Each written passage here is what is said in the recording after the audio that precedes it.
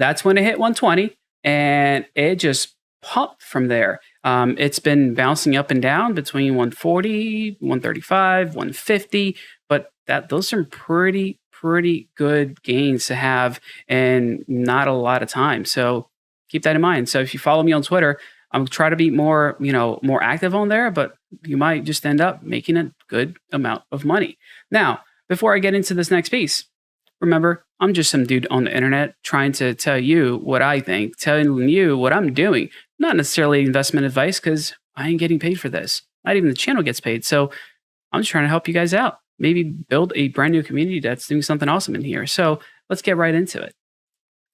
Quant network. Yeah, I got a slideshow. I know. I'm nerding out on this one. It's too exciting for me not to do this. So Quant network. It's the integrating blockchains without adding a blockchain. Like this might sound complicated. It's not. I'm gonna try to break it down as simply as I can. I'm not going to go into very nitty-gritty details, but I do want you to take a look at the things that I always say is important when you're looking at a new coin. And the first thing that I think everyone needs to do is look at the CEO, look at who the team is. And I could go over everybody on the team and they have a pretty good team, but just looking at Gilbert, not Gilbert Grape, man, I can't stop thinking of that movie when I read his name every time.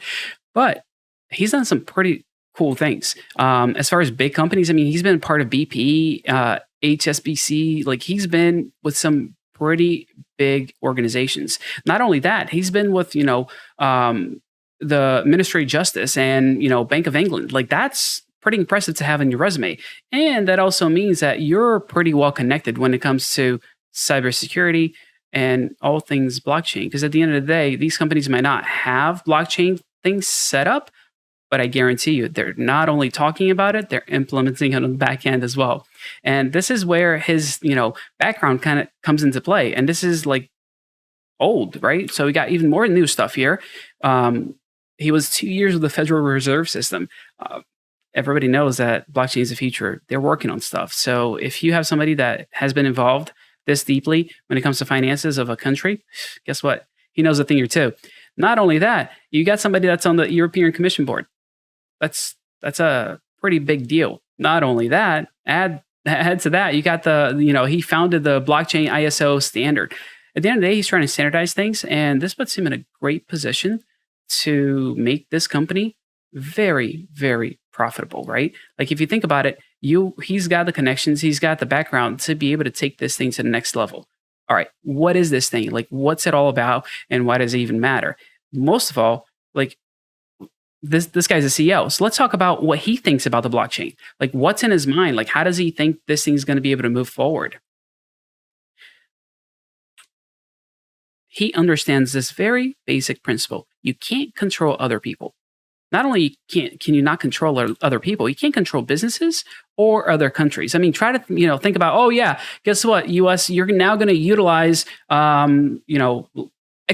That's the new thing that you have to use. End of story. That's what we're going to build on and move forward.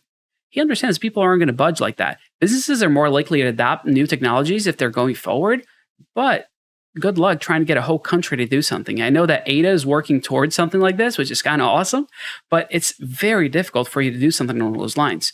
So he also gets that blockchains don't always meet the need.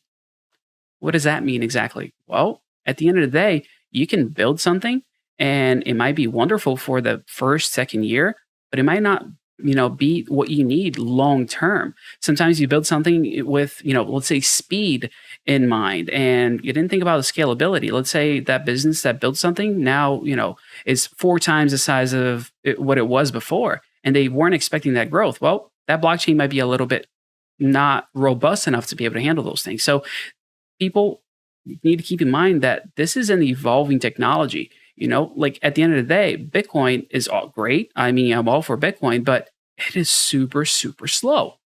I don't think anybody was thinking about that when it was first implemented. They didn't have in mind, oh yeah, we're going to use Bitcoin as a new form of currency. So when I go out to the store to buy some bread, I need to sit around for half an hour to make sure that my transaction clears. Like that doesn't work, right? So it's not that it's a flawed system. There's no possibility for you to think of everything when you're first building a blockchain. Not only that, creating new blockchains costs time and money. And when I say time, I'm talking about roughly 8 months. That's the average development time for a new blockchain. And for you to get that done in 8 months, you're looking at about $4 million to put together a new blockchain. So he gets that making things new, it's not very fun when it comes to spending money or time. So he gets all of these things, and his idea is, how can I fix it? Not only fix it, how can I make it better? Because if you're trying to fix something, you're going to rebuild it. You're going to start from scratch. So what are we doing here? What's Quant doing?